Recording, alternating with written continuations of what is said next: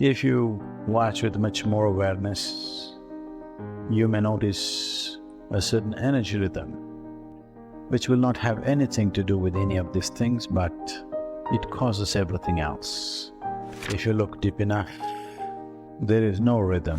All the other realms need to be worked at, otherwise you will be just a repetition of the past.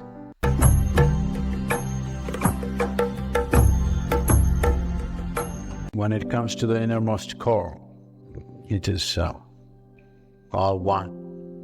When it comes to the body, when it comes to the mind, when it comes to your emotions,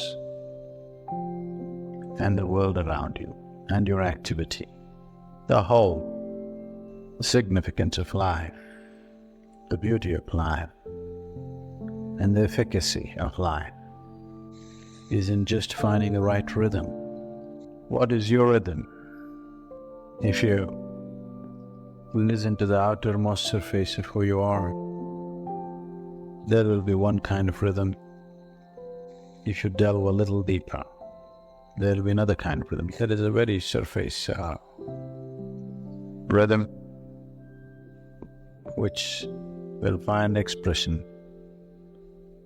in very fundamental needs and compulsions of who you are. If you watch yourself a little more closely, you will see there is a psychological rhythm which need not necessarily match with the needs and compulsions which drive you on a daily basis. If you watch with a little more sensitivity, you would notice an emotional rhythm which is of a completely different nature than your psychological rhythm. If you watch much more keenly, you may notice a certain chemical rhythm which could be more connected to our emotional cycles than anything else. If you watch with much more awareness, you may notice a certain energy rhythm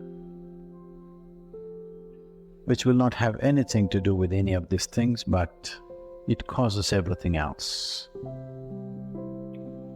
But if you look deep enough, there is no rhythm, it's utter stillness. There is nothing to do about one stillness, just to take a dip is all you can do. But all the other realms need to be worked at. Your energies, your chemistry, your emotion, your thought, your body, your desire, and the karmic rhythms. These things need to be worked at, otherwise you will be just a repetition of the past. If you get into a certain rhythm which is compulsive within you, you will be just a repetition of the past over and over again. Nothing new will ever touch you. So to find the rhythm and consciously to change the rhythm, to make the rhythm more profound, more complex, or more simple, above all, to be able to consciously change the rhythm, not to be like a broken record, that you go on singing the same rhythm all the time, all the time, all the time. It's the easiest way, or the simplest way, to break the rhythms which are compulsive within you is to start doing things that you don't like. And after some time you will see your likes and dislikes are essentially your making. They are not some God-given laws as to what you should like and what you should dislike. It's got nothing to do with the object of your like or the object of your dislike.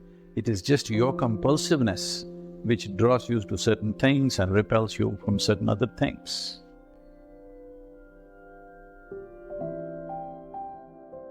Namaskar everyone. We all know that 5 elements make up the human system. The planet, the solar system, the entire universe. Without them, there would be no creation. It's just 5 elements that is earth, water, fire, air, and ether, think of what the incredible diversity of life. We see millions and billions of manifestations around us, and no two individuals are ever the same. So, what makes this extraordinary diversity even possible? It is fact that the elements are highly receptive and have the capacity to acquire memory. Over time, a layer of information, or what we might call as karmic substance, gather on each of these elements. Without these layers of specific information, each human being would not be so utterly unique. The elements play a major role, therefore, in perpetuating karma. So when we accumulate too much of karma, our physiology becomes very much confused. So yoga has a system called Bhuta Shuddhi, which is actually cleansing the elements of accumulated information or karmic substance. The 5 elements imbibe and hold information right. So this information naturally creates intention, and once you have intention, you naturally start moving in a particular direction.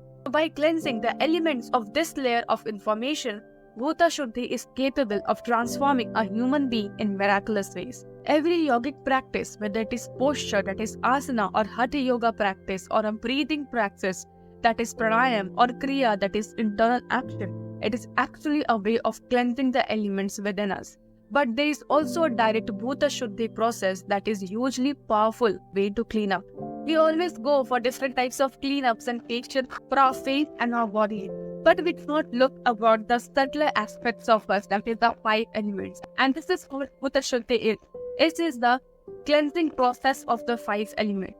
So what makes this process so significant over time? So what makes this process so significant is that over time, the elements in your system will be in consonance with your intentions in life, and they begin to function the way you want them to. So over time, this will also have some impact on the elements around you. So Bhuta Shuddhi is actually the most fundamental level at which we need to cleanse karma. People always decide to cleanse the mind one morning and try to alter their attitudes, but by afternoon, they are again back their old patterns. This is why yoga does not work only in the psychology. It is a known fact that human mind is notoriously unstable and given to oscillation. Yoga places greater faith to the survival. However, Bhuta Shuddhi is a way of addressing the very root of your karma, the patterns and predispositions that determine the person you think today you are. If you grow on a tree, it will sprout back with a vengeance, but if you dig out the root, it will be gone.